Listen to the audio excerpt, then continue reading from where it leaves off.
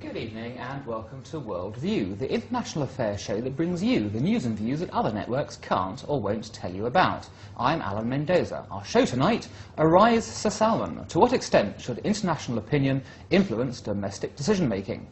This week, the Muslim world has been up in arms about the decision to award controversial author Salman Rushdie a knighthood. The Booker Prize-winning author had previously been placed under a fatwa in 1989 by Ayatollah Khomeini of Iran for his book The Satanic Verses, which was judged to have blasphemed against the Prophet Muhammad. Now, with Rushdie back in the spotlight, the Iranians have declared that the decision shows Britain's Islamophobia, and Pakistan's Minister of Religious Affairs has suggested that it will encourage terrorism. The Muslim Council of Britain considers it yet another example of insensitivity to Muslim opinion that will only result in their further alienation. So, coming hot on the heels of the cartoons controversy and the veil debate, is the Rushdie decision insensitive, Islamophobic, or merely the demonstration of British freedom of expression? And how much attention should be paid to international opinion and the views of faith communities when considering such artistic measures?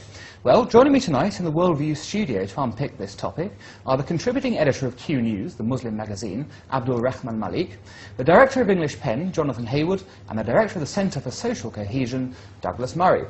Well, gentlemen, we live in interesting times. Quite a ferocious reaction this week. I'm going to start with you, Jonathan, as there are rumours, and I don't know if you're going to substantiate this tonight, that English Pen were actually responsible for this nomination.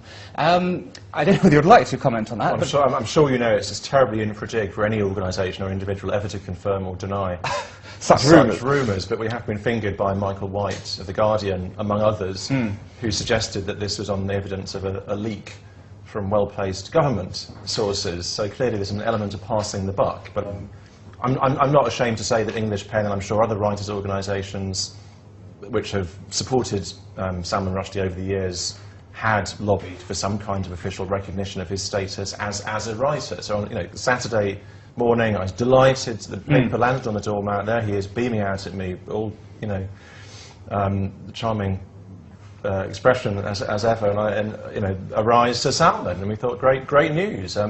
Those of us who had supported him, clearly our voice has been heard, and call me naive, and I'm sure I'm about to be called naive, but at that moment I thought this was nothing but good news. And it has since been proven otherwise. Since been proven otherwise. Now, Douglas, no one will ever call you naive. Could you foresee this coming the minute you heard the news? No. You're always surprised by people who are willing to take offence at anything, by how low their bar of offence-taking indeed is. To my mind, who Her Majesty the Queen desires tonight is a matter for Her Majesty the Queen and her government. I don't see what is so wrong about Sir Salman Rushdie. I think it's a wonderful thing. I have to say I'm not the greatest admirer of his books. I think he's a very good writer, but I don't think that anyone could see this as being anything but a sign of independence on the part of the knighting commissions, or whoever is behind these things. It shows great independence, it shows great pluck, I think a good deal of sense, apart from anything else, if people are going to object to Sir Salman Rushdie. I'd love to know why they don't mind when the idiot Lord Ahmed is made a lord. Why should he be made a lord and Sir Salman can't be made a knight? Why Sir Salman Rushdie shouldn't be made a knight and, say, Sir Iqbal Sakrani should be, a man who said that death was too good for Salman Rushdie. If he can be knighted, then I certainly think Salman Rushdie should be knighted. I think it vaguely cancels out the evil of knighting Iqbal Sakrani and giving a peerage to the goon Ahmed. Strong words, Abdul Rahman. Your view on the subject, do you agree with sort of Douglas's hard-hitting assessment there, or are you going to veer somewhere else? Well, at Q News, we've never been fans of Iqbal Sakrani, so I think we'd offer our agreement with you on that count. But I think it's just poor policy making is what's going on here. Whether he should be knighted or not is now a moot point. He's knighted, it's over, it's done. We have to deal with the fallout. But a government that is involved in a foreign adventure in Afghanistan, that is mucking things up in Iraq, that has completely messed up its role as part of the quartet in the peace process Israel-Palestine, ought to be thinking very carefully about the implications of even small decisions, particularly as these are stated foreign policy goals and objectives, and this administration hasn't done very well on foreign policy issues to begin with. So I think that's something that we certainly have to weigh and we certainly have to look at. Margaret Beckett's comments, I think, reported by Reuters today, that this was in fact an honor for Muslims. We're honoring Muslims, she said, vacuously, is just plain daft and silly. He was honoured, he was a Muslim. Exactly, but this idea that somehow by honouring him we are honouring all Muslims because here's a Muslim, British Muslim writer is just plain stupid and not understanding really Why doesn't the he sensitivities represent? of the communities. Why doesn't he represent Muslims in this country? Because he's not a Muslim, first of all. But a lot of people were born Muslims and aren't anymore. Yeah, fair enough, but he's not. That's not his game. If you go back and look at Salman Rushdie, I think what was always honourable about him was this very straightforward, hard-hitting, a lot of the time anti-establishment, made the white establishment very, very angry and upset in the 1980s. The fatwa turned him into kind of a goon of the establishment and now an apologist for current debacles, including the war on terror and other things like that. But that for me, is absolutely secondary to the issue of whether or not this was good policy and met the government's old stated foreign policy objectives. And frankly, it didn't. Now the question, if we should be giving truck to people like Minister Ijaz in Pakistan and the Iranians, I mean, these were predictable reactions. I don't think we could have expected any different given the current political situation. Okay, Jonathan, they're slightly ridiculous reactions, aren't they, from Iran and Pakistan, for example? I mean, it's predictable, but it's ridiculous at the same time. Should we be interested in what Iran and Pakistan have to say on this subject? I think the real problem here is there are two completely incompatible and yet both accurate realities. As Douglas says, there's the reality of 21st century Britain, the establishment honouring a writer who, for the bulk of his career, was a fairly dissident voice, coming from the subcontinent, expressing a whole new kind of writing in the vanguard of what's now almost the dominant tradition of the kind of Booker Prize-winning Kiran Desai, polyglot, intertextual, Asian meets British, meets multiple identities novel, which is the dominant form. Salman Rushdie brought that in '82 with Midnight's Children. This could have been a great day, but for those few lines, perhaps, in his fourth novel, and but for the reaction which they garnered, he could have been and also, but perhaps for his personality as well, in courting controversy. This could have been a day in which a South Asian writer was honoured by the establishment. He doesn't, you know. How do you think he courted controversy? I think he did.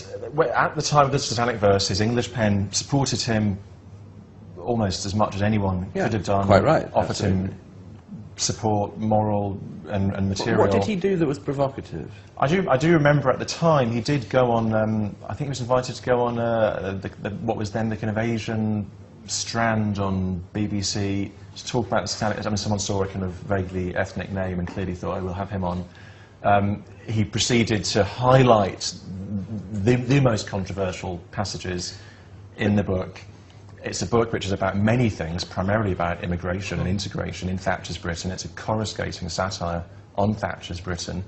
I'm not saying in any respect he shouldn't have done that, but nor is he a man who has shied away from controversy. Let's put it that way. I'm just sort of stating that. I mean, the fact that nothing he did, nothing he wrote, is really controversial at all in the eyes of most people. In that he expressed an opinion quite densely shown in the book about a sort of form of satire of the Quran, which is fairly low, at a low level of the importance of the book, and makes a reference to Islam's prophet Muhammad.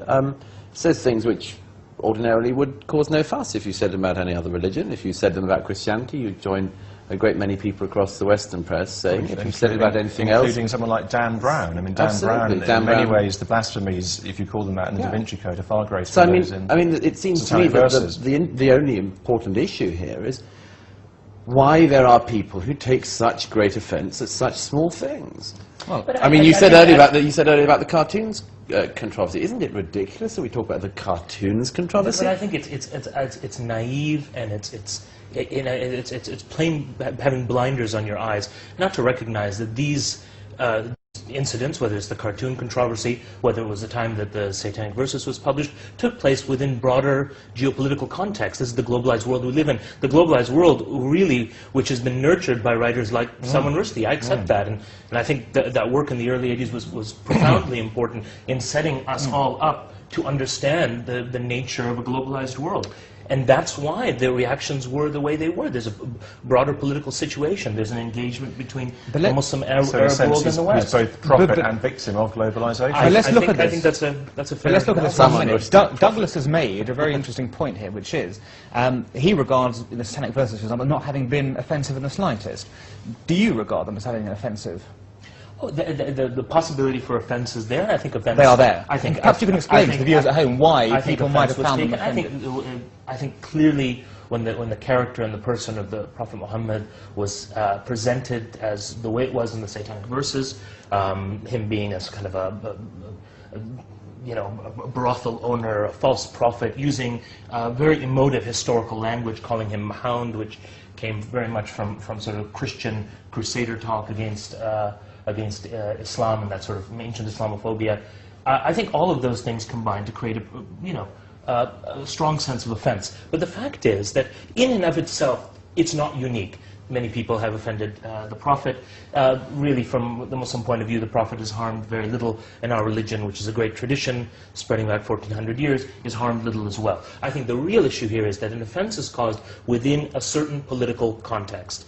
In 1989, you were coming to the end of the Iran-Iraq war. There was a lot going on in Iran. The fatwa of Ayatollah Khomeini, at the time that it came, mirrored a lot of the frustrations in the Muslim world about Western engagement with the Muslim world. And it became a kind of a tinderbox of many different kinds of emotions. I think we have to accept that geopolitical reality. Same with the cartoon controversy. The cartoons would have been nothing had it not been for the backdrop of a perception within the Muslim world that this was there's a war against Islam and a war against the Muslim world. No, hang on here a moment. The Danish cartoons would not have come to attention if there weren't a group of imams, two in particular, who decided to take offence and then take a world tour of taking offence. Decided to take a world tour of taking offence and show cartoons they'd also made up that were far more offensive than any of the other ones around to other people in order to whip up such sentiment. Ayatollah Khomeini, I don't think, was a reader of Salman Rushdie's early work. I don't think that Ayatollah Khomeini ever sat down with his copy of the Satanic Verses, his advance proof, and then decided to take offence. This is a man willing to take offence. He wanted to take offence. He wanted to whip up other people who don't read books and can't read any long book to take offence as well. Within a particular geopolitical context, and same with the Danish cartoons. The fact that the Muslim community in Denmark, suffering apparent very public Islamophobia, very public pressure, racism, attacks on Muslim women and young people, attacks on mosques, vilification in the mainstream media. The cartoons didn't come out of the... Vilification in the mainstream media in Denmark? The mainstream media in Denmark tiptoed around this issue. And might I add that this only came about... The epistles of the DPP and others. Well, I do read Gillian Posten. For someone who wants to know social cohesion, I certainly do know about Gillian Posten. I don't think... Well, hang on. What, Denmark is a racist country? There is profound racism and Islamophobia. You're just going to write off a whole country as racist? Do you think there's any racism in that? It's an evident... I didn't say it's a racist country. I said there is racism in Denmark. That racism has been strongly felt by the Muslim community there. I've been to Copenhagen. I've spent time with the Muslim community there. The cartoons came out of a very specific local situation. Indeed, it was globalized. They came out. But the fact that those cartoons were picked up by the Arab media, by the press in the broader Arab world, was because they fitted it into a notion of a war of the West against Islam and Muslims. The fact that Iraq and Palestine provide a backdrop for that is just the worldview and the situation that we're in. Look, no.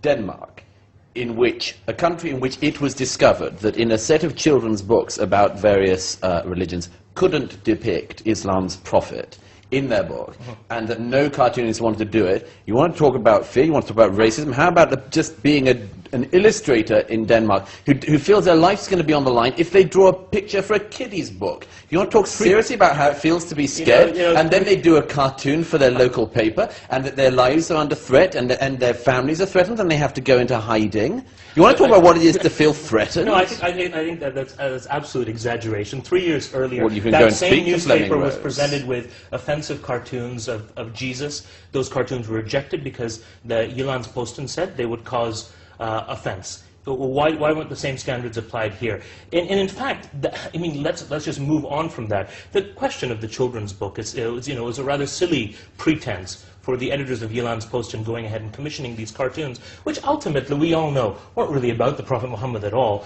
They were about people's perceptions of Islam and about Muslims in Denmark and in the world. And the impact of those cartoons had a ripple effect because we live in a globalized world. So it's a perception aspect that's key here. Jonathan, this is interesting. Given that the contention here is essentially that it's perceptions that matter, although you've defended Salman Rushdie's work, English Pen have defended it, should more consideration have been taken about this? I'll give you an example today. Stuart Jackson MP, who heads up the Pakistan Committee in the House of Commons, said that it was perhaps not the wisest thing to have given him a knighthood, given that the reaction in Pakistan would destabilise that country. And, Pakistan is quite unstable at the moment. Is that in Britain's foreign policy interest? So should we actually be taking more into account the international situation, or are the two completely unrelated, and domestic considerations should come first, in a sense, and you should award this man knighthood for literature? Well, sadly, as I said, whilst English Pen may be able to nominate people for knighthoods, we don't actually sit over the appointments procedure, otherwise we'd all be Sir Jonathan. Sure, but do you think, just in general, that given the reaction, that foreign policy or international opinion should be taken into account? Of course, international opinion, foreign policy should be taken into account in domestic policy. It's the job of government to balance competing interests. But I do think there's a problem when the simple name Salman Rushdie, to millions of people who have no awareness of his work, stands as almost a fetish or a taboo, a totem name, rather like the name Princess Diana, now signifies something way beyond anything she ever meant, said or did in her life. And as her brother recently said, this is never going to go away. The Diana phenomenon will be with us like the Marilyn Monroe phenomenon, the JFK phenomenon. Balmy conspiracies will continue to circle her life. So with Salman Rushdie, I think whenever his name comes up in the international media in the Middle East and in South Asia, this will be the reaction. Should the government then take that kind of totemic status into account when looking at the canon of contemporary great British writers and thinking we have a certain number of honours to give in this area, we want to reward someone for their commitment to literature over 30 years, should they say, well, let's not do that one, because he means something far more than the sum of his parts to 1.5 billion, supposedly 1.5 billion Muslims. Yes, it can't be stressed enough how little you take notice of the opinions of people who hate and then burn books they don't read. Such people are not people whose opinions you should be considering. This is Douglas totalizing again and placing his vast generalization on an entire group of people, which is absolutely ridiculous. But it is true that the reaction has been... Just look at the cartoons control, the reaction, death threats, boycotts and all this. There's definitely a very, very strong reaction. And I can't state enough that comes out of a particular political context. Yes, there is offense. There's no doubt about that. Whose fault is that political context? People have the right to be offended. Whose fault is that political context? Just to check. Are you saying that's the fault of, for well, instance, I think it's like actually Britain? many reasons. It's the fact that we're going off on foreign adventures into Iraq, which are failing. We're not helping the Israel-Palestinian situation. We have double standards between the way in the way we behave in the Middle East and the Muslim world. The fact that Afghanistan is a mess. In a large part of the fact that we've really mucked up there. Let me get this straight. Hang on. Let me get this straight. So you think? Let me finish. Let me answer the question. So we've gone into these foreign adventures. They've been an absolute disaster. We've exacerbated we've exacerbated a situation where there's a definite feeling of us against them. The Britain's support for the so-called and ridiculous war on terror has caused a terrible backlash in the Muslim world. If our policy objective is to build good relations with the Muslim world, then this knighthood was a bad decision. But now it's happened. It's done. It's done. My personal opinion is just be quiet. So let him have his little bubble. He is largely irrelevant now. He's made himself irrelevant. He's lost his edge Salman Rushdie has. So let him go quietly off into into the night with his knighthood and let him reside in New York because he's given up on Britain.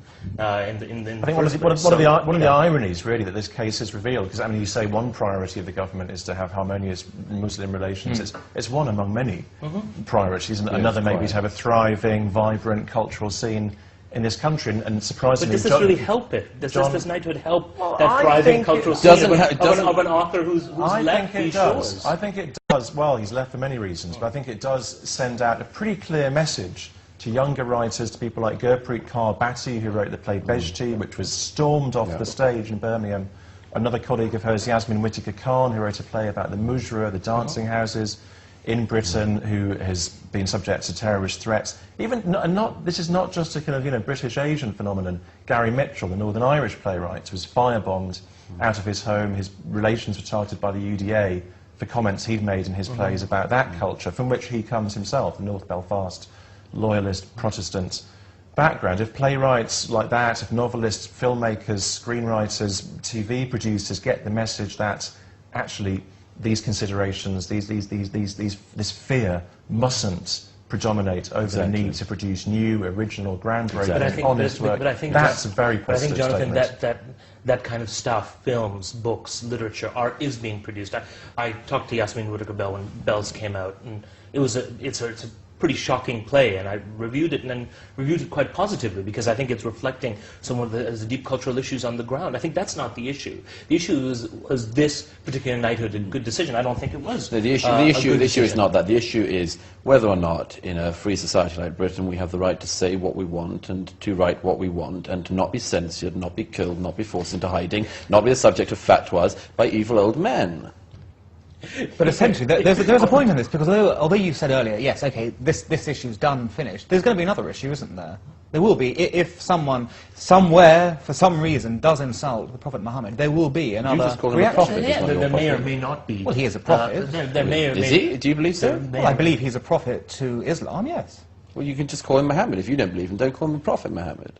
Well, all right. Call him Islam. recognised term. Call him Islam's prophet. Do you think Salman is now actually a knight on shining armour? I mean, it's no, I say you don't need to call him. You don't need to call him your prophet if he's not your prophet.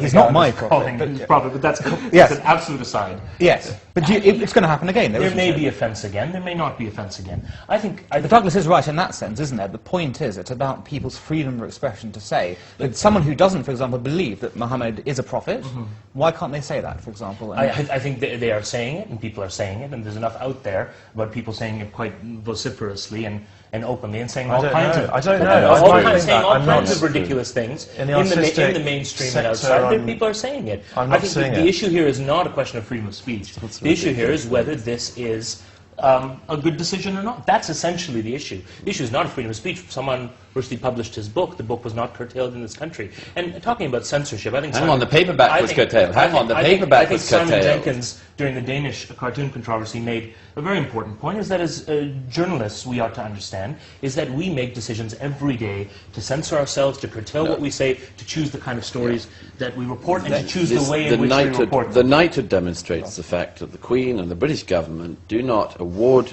knighthoods on the basis of what a rioting mob will think in Pakistan or in Tehran. And we'll end on that point at that moment to discuss. Jonathan, you have a piece for us. I brought in a piece. You asked us to bring in pieces which haven't really got the coverage. Tell me more. They deserve. This one has barely had any media coverage. In fact, the best place I could find the information on it was on our own English Pen website. Good slug there. So a little bit of shameless plugging. But this is a continuation of the story which really dominated the news in Turkey and across the world for a few weeks in late January this year, when Hrant Dink, the editor and publisher of the Turkish-Armenian newspaper Agos, was assassinated outside his office in Istanbul. He'd been in the middle of protracted court proceedings for this, what is called Article 301, the Turkish Penal Code, insulting or denigrating Turkishness, for remarks he'd made several years earlier, referring to the Armenian genocide. Now, the shocking thing is that that case continues. The case had even though he's dead. Even though he's dead, the case has been pending since July 2006. His co-defendants, including his son, Arat Dink, who's the new managing editor of Agos, were in court last week. Arat continues to face charges. Whenever now they try to refer to the case, they face further charges, because not only is denigrating Turkishness a crime, but attempting to prejudice the court is also supposedly a crime, and referring to the case in the newspaper is seen as contempt in Turkey. Well, it's an interesting, yes, parallel between the Rushdie case and this, for example. Now, Abu Rahman, what's going on here? Why are we hearing so much about Rushdie, for example, but not about the Herat Dink? We should be hearing a lot more about this case, and I think the case fits in broadly into a major problem that's going on in Turkey right now, is that the similar articles that are being used against Herat Dink are the same articles that are being used to protect an arch secular fundamentalist state, and that are seeking to ossify freedom of opinion on many, many levels. And I think what's needed is a reformation of the whole laws around freedom of expression in Turkey, whether it's related to Islam and religion, whether it's related to those people speaking about the Armenian genocide, or we shouldn't forget the fact that Kurdish people who have not been allowed to utilize their language, who have not been allowed to publish in their own language, whether those texts are secular or religious, that kind of prevention is absolutely condemnable. Douglas, what have you got for us?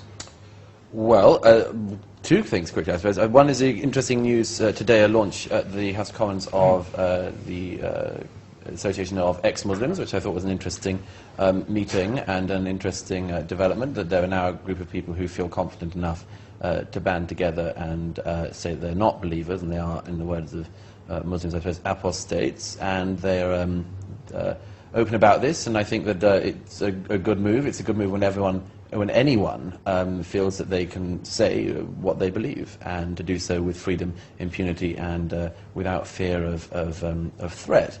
So I'd mention that, and I'd also mention the very good and exciting news of the death of Bernard Manning, which I think is a great development this week, and a great success, and a pleasure for Britain. Jonathan, Bernard Manning, freedom of expression, do the two exist there? There is, yeah, and this is the thing about freedom of expression. It's a very uncomfortable zone often to work in. I mean, fortunately, I was never called on to defend Bernard Manning.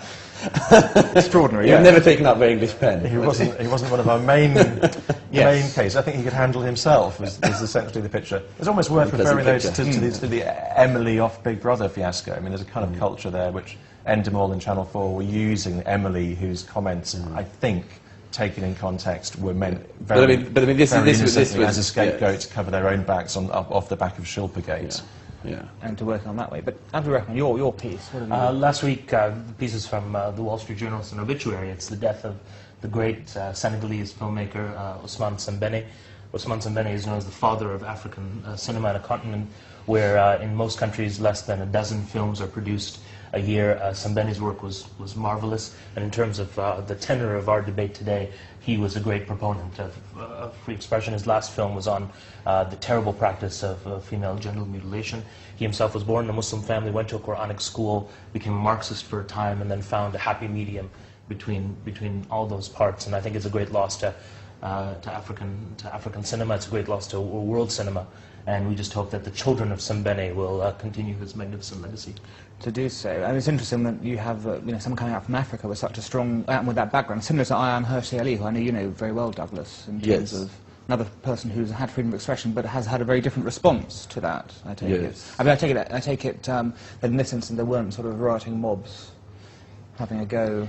You know, what's interesting about Sembène is that there was a lot of really harsh reaction on the streets to his work, but I think now, decades later, there's an understanding that he was reflecting a lot of the social milieu of the time and really trying to advance real arguments about where Africa was going, and he saw cinema as the way to do it, because Africa is this great, sweeping, diverse, colourful place, and it requires almost cinema to capture it in its all its glory. Excellent. Well, that was their view. This was indeed Worldview. After 2 weeks of culture, we're going to go back to hardcore foreign policy next week. Join us then.